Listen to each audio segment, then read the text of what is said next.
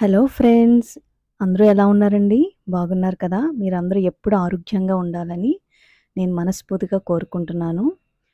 ఈరోజు నేను చేసే రెసిపీ ఏంటంటే, ఇంట్లోనే చాలా ఈజీగా కొర్రలతో పిండి ఎలా తయారు చేయాలో చూద్దామండి.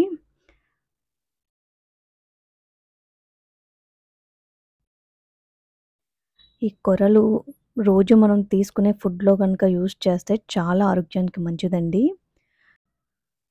దీన్ని ముందుగా బాగా వాటర్‌తో ఒక 5, 6 టైమ్స్ అన్నా బాగా కడగాలండి. ఎందుకంటే చాలా మురికి ఉంటుంది వాటర్ దాంట్లో. చూడండి మీకు చూస్తే మీకే అర్థమవుద్ది. ఆ కలర్ మొత్తం రెడ్‌గా, యెల్లో కలర్‌లో వచ్చింది కదా! అది మొత్తం పోయేంత వరకు బాగా వాష్ చేయాలి. 5, 6 టైమ్స్ అన్నా సరే బాగా తెల్లగా వాటర్ వచ్చేంత వరకు బాగా కడగండి.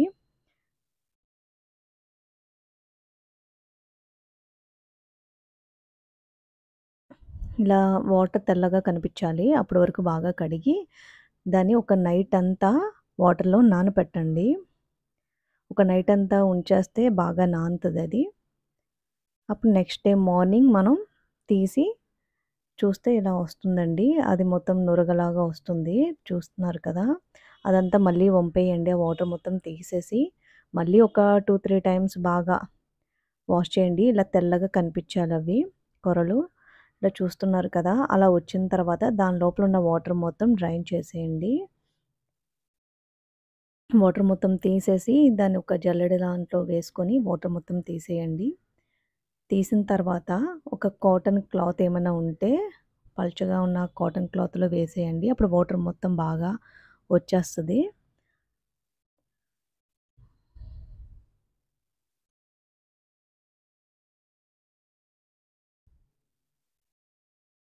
ఇలా వాటర్ మొత్తం పోయిన తర్వాత ఎండలో ఆరబెట్టండి. ఒక కాటన్ క్లాత్‌లో వేసి ఎండలో ఆరబెట్టండి. అది బాగా ఆరిపోవాలి. చూసారు కదా! ఇలా మళ్ళీ డ్రైగా అయిపోవాలి. చూడండి ఎంత బాగుందో. అలా డ్రైగా బాగా ఆరిపోయిన తర్వాత దాన్ని మనం మిక్సీ వేసుకోవాలండి. ఇంట్లోనే ఈజీగా చేసేయొచ్చండి. ఇప్పుడు మనం 1 కేజీ, 2 కేజీ అలా తెచ్చుకుంటాం కదా! వాటిని బయట మిల్లుకి ఇవ్వలేం కదా! 1 కేజీ అది తక్కువ అలా. కాబట్టి మనం ఇంట్లోనే చాలా ఈజీగా చేసేసుకోవచ్చు.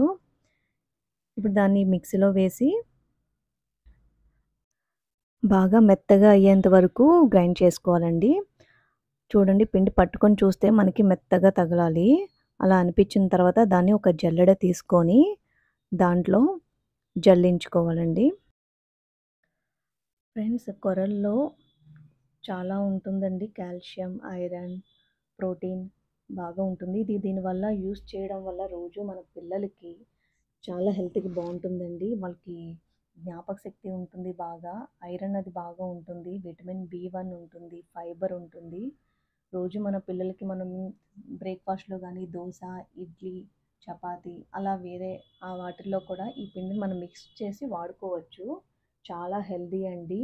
వాళ్ళ బోన్స్ స్ట్రాంగ్ అవుతుంది. అలా పిల్లలకే కాదు పెద్దవాళ్ళకి కూడా బాగా యూజ్ అవుతుంది. మన లేడీస్‌కైతే బ్యాక్ పెయిన్ వస్తూ ఉంటుంది కదండీ! దానికి కూడా చాలా బాగా తగ్గుతుందండి.